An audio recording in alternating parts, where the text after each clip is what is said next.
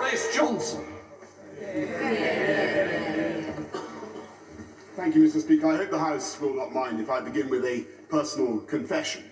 A few months ago, the BBC came to see me to talk about Her Majesty the Queen, and we sat down and the cameras started rolling, and they requested that I should talk about her in the past tense.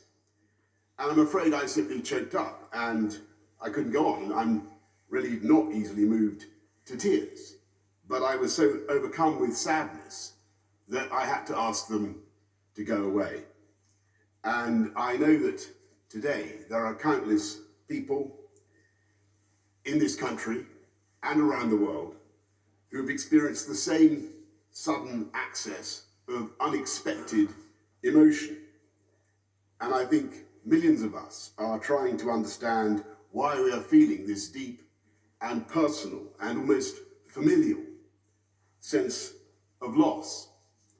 Perhaps it's partly that she's always been there, a changeless human reference point in British life, the person who, all the surveys say, appears most often in our dreams, so unvarying in her pole-star radiance that we have perhaps been lulled into thinking that she might be in some way eternal. But I think our shock is keener today because we are coming to understand in her death the full magnitude of what she did for us all. And think of what we asked that 25-year-old woman all those years ago. To be the person so globally trusted that her image should be on every unit of our currency, every postage stamp, the person in whose name all justice is dispensed in this country, every law passed, to whom every minister of the Crown swears allegiance, and for whom every member of our armed services is pledged, if necessary, to lay down their lives. Think what we asked of her in that moment. Not just to be the living embodiment in her DNA of the history and continuity and unity of this country, but to be the figurehead of our entire system, the keystone in the vast arch of the British state, a role that only she could fulfill because in the brilliant and durable bargain of the constitutional monarchy, only she could be trusted to be above any party political or commercial interest and to incarnate impartially the very concept and essence of the nation. Think what we asked of her and think what she gave. She showed the world not just how to reign over a people, she showed the world how to give, how to love, and how to serve. And as we look back at that vast arc of service, its sheer duration is almost impossible to take in. She was the last living person in British public life to have served in uniform in the Second World War.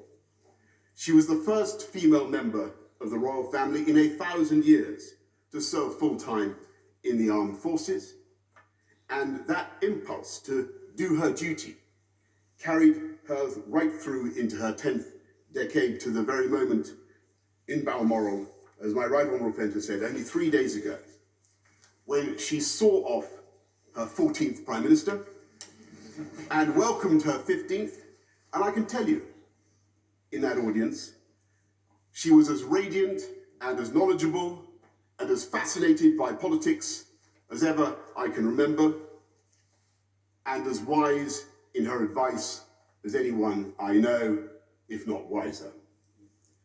And over that extraordinary span of public service, with her naturally retentive and inquiring mind, I think, and doubtless many of the 15 would agree, that she became the greatest statesman and diplomat of all. And she knew instinctively how to cheer up the nation, how to lead a celebration. I remember her innocent joy more than 10 years ago after the opening ceremony of the London Olympics, when I told her that the leader of a friendly Middle Eastern country seemed actually to believe that she had jumped out of a helicopter in a pink dress and parachuted into the stadium. And I remember her equal pleasure on being told just a few weeks ago that she had been a smash hit in her performance with Paddington Bear. And perhaps more importantly, she knew how to keep us going when times were toughest. In 1940, when this country and this democracy faced the real possibility of extinction, she gave a broadcast, aged only 14, that was intended to reassure the children of Britain. She said then, "We know, every one of us, that in the end, all will be well."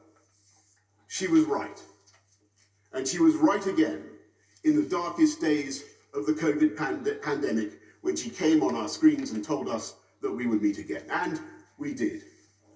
And I know I speak for other prime ministers when I say ex-prime ministers, when I say that she helped to comfort and guide us as well as the nation, because she had the patience and the sense of history to see that troubles come and go and that disasters are seldom as bad as they seem.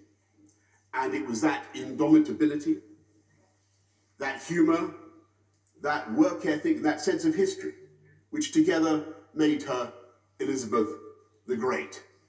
And when I call her that, I should add one, Elizabeth the Great, I should add one final quality, of course, which was her humility. Her single bar electric fire Tupperware using refusal to be grand.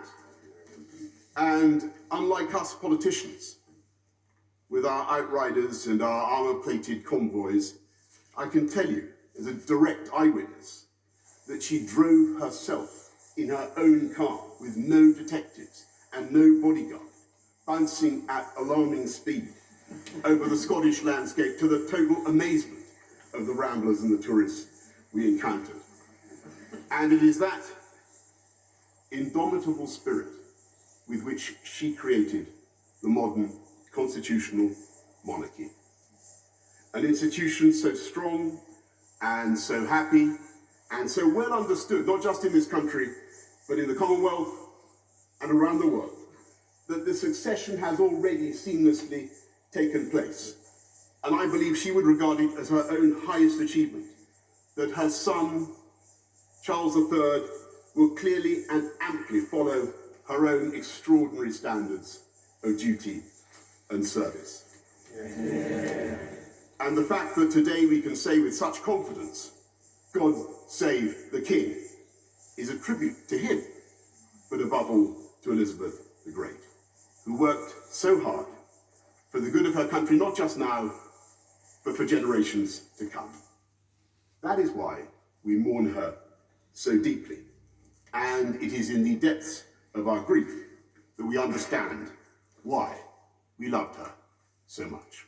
Yeah. We now come to Mother of the House,